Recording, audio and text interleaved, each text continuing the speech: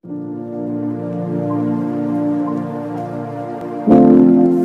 Krakatau.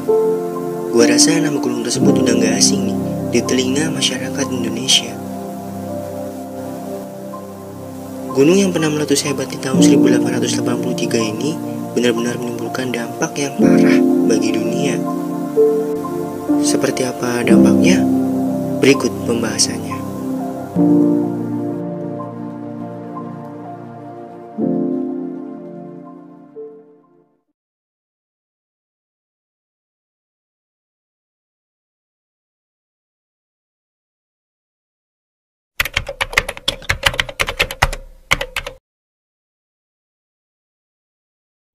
Terletak di tengah-tengah Selat Sunda, Gunung Krakatau ini adalah gunung yang letusannya terdahsyat di seluruh dunia.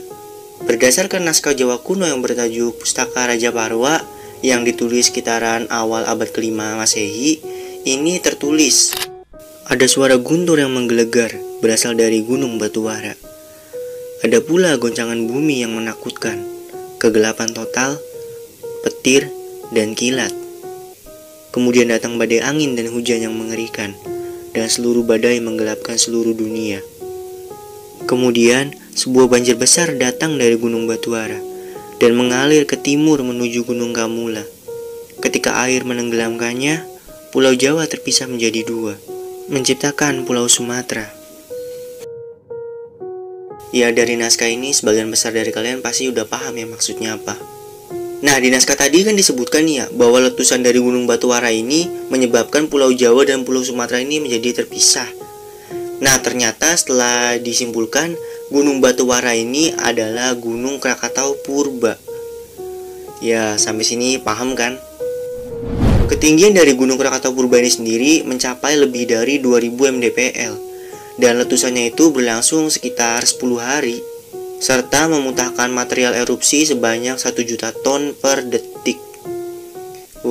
Kebayang gak tuh? Kayak gimana dahsyatnya letusannya tuh.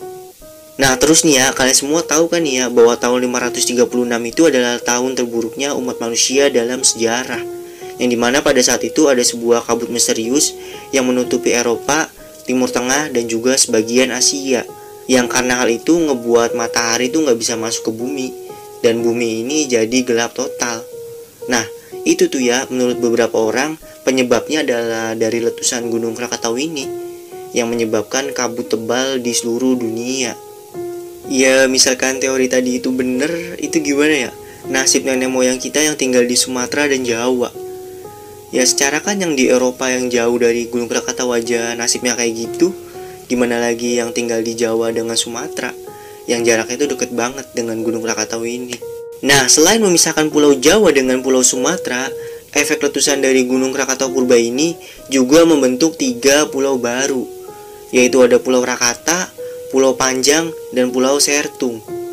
Dan dari Pulau Rakata ini menciptakan Gunung Krakatau baru.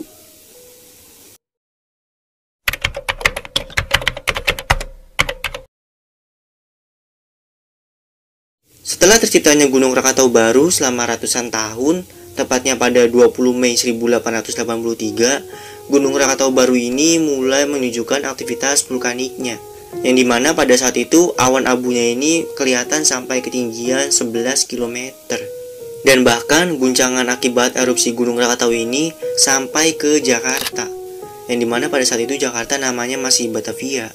Nah, tapi letusan terdahsyatnya ini terjadi 3 bulan setelahnya, tepatnya pada tanggal 26 Agustus 1883 pada pukul 1 siang, yang dimana pada saat itu Gunung Krakatau ini memuntahkan abu vulkanik setinggi 15 mil ke udara.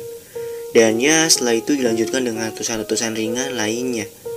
Hingga 21 jam setelahnya, tepatnya pada pukul 10 pagi pada tanggal 27 Agustus 1883, Gunung Krakatau ini menuju puncak letusannya, yang dimana pada saat itu Gunung Krakatau ini memuntahkan abu vulkanik setinggi 50 mil ke udara. Dan bahkan ya, suara letusannya ini sampai terdengar ke negara Australia. Nah, akibat dari letusan dahsyat Gunung Krakatau ini menewaskan lebih dari 36.000 orang dan juga menyapu bersih 165 desa di pesisir Sumatera dan Jawa. Lalu ada lagi nih efek jangka panjangnya. Yang dimana kan pada saat Gunung Krakatau ini meletus kan memuntahkan banyak banget nih debu-debu vulkanik. Nah ya, debu-debu vulkanik ini mampu menutupi atmosfer. Dan ya karena itu suhu di bumi ini jadi turun 1,2 derajat Celcius. Dan parahnya lagi, suhu ini nih berlangsung selama 5 tahun.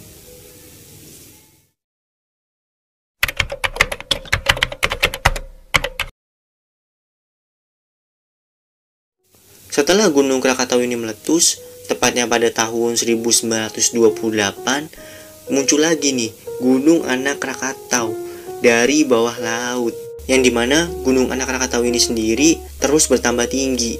Yang per tahunnya itu bertambah 4-6 meter. Dan hal ini pun masih terjadi gitu sampai detik ini. Ya mudah-mudahan aja Gunung Anak Krakatau ini nggak niru 2 gunung pendahulunya ya. Oke guys, kayaknya segini aja dulu nih pembahasan gue tentang sejarah awal mula Gunung Krakatau.